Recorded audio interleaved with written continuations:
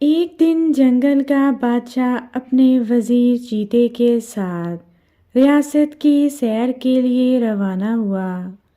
راستے میں وزیر نے جنگل کے حالات کے بارے میں بتاتے ہوئے کہا، بادشاہ سلامت، آپ کی حکومت سے ہر کوئی خوش ہے، سارے جانور امن اور سکون سے رہتے ہیں، لیکن ایک بلی ہے جو سب کے ساتھ لڑتی رہتی ہے، اسی وجہ سے سب اسے جھگڑالو بلی کہتے ہیں۔ شیر نے جواب دیا، ہم کسی کو بھی اپنے جنگل میں فساد پھیلانے کی اجازت نہیں دے سکتے، اسے ضرور سبق سکھائیں گے۔ وزیر بولا، جناب، وہ بڑی غصے والی اور بدتمیز ہے، کہیں آپ کی بے عزتی نہ کر دے۔ تم پریشان نہ ہو، جیسا شکار ویسا جال، شیر نے کہا۔ شیر اور چیتا دونوں جنگل میں گھومتے رہے، یہاں تک کہ دوپہر کا وقت ہو گیا۔ بادشاہ نے گھنے درختوں کے پاس کچھ دیر آرام کرنے کا ارادہ کیا۔ شیر درختوں کے سائے میں لیٹا آرام کر رہا تھا کہ اوپر سے ایک ہڈی اس کے منہ پر گری۔ شیر نے غصے سے اوپر دیکھا تو ایک شاخ پر موٹی سی ایک بلی بیٹھی نظر آئی۔ شیر نے وزیر سے اس بلی کے بارے میں پوچھا۔ وزیر نے بلی کی طرف دیکھا تو پہچان لیا اور کہنے لگا، حضور، میں نے صبح جس جھگڑالو بلی کے بارے میں بتایا تھا، یہ وہی ہے۔ شیر نے وزیر سے کہا، بلی کو ہمارے سامنے پیش کرو۔ وزیر بلی سے مخاطب ہو کر بولا، خالہ، نیچے آؤ، بادشاہ سلامت کو تم سے ضروری بات کرنی ہے۔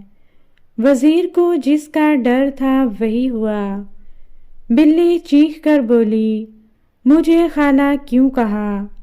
ابھی میری عمر ہی کیا ہے، اپنے لفظ واپس لو۔ شیر سمجھ گیا کہ وزیر سچ ہی کہہ رہا تھا، یہ تو واقعی جھگڑالو بلی ہے۔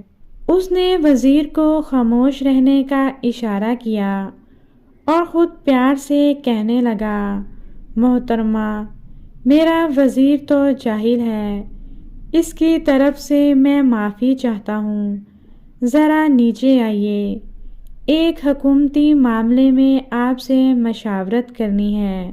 بلی بولی، اچھا، معاف کیا، بولو کیا مشورہ چاہیے؟ شیر نے بڑے پیار سے کہا، تم ایک لائق فائق بلی ہو، پورے جنگل میں تمہاری سمجھداری اور دانش مندی کے چرچے ہیں، لہٰذا میں چاہتا ہوں کہ تمہیں اپنا وزیر بنا لوں۔ یہ سنتے ہی موجودہ وزیر کے تو کان کھڑے ہو گئے اور وہ حیران ہو کر شیر کو دیکھنے لگا، مگر شیر نے آنکھ سے اشارہ کرتے ہوئے اسے تسلی دی۔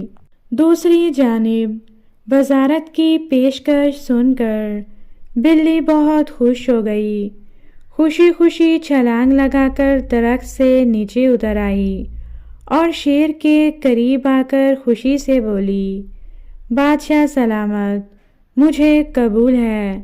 لیکن شیر نے ایسا زوردار پنجہ مارا کہ بلی نیچے گر گئی اور بہت مشکل سے دوبارہ کھڑی ہو سکی۔ بلی نے فوراً ہی شیر سے معافی مانگ لی کہ اب مجھے کچھ نہ کہیں، میں آئندہ کسی کو تنگ نہیں کروں گی اور نہ ہی کسی سے جھگڑا کروں گی۔ شیر نے بلی کو معاف کر دیا۔ بلی شیر سے اتنا ڈری کہ اس کے بعد کبھی بھی اس نے کسی کو پریشان نہ کیا۔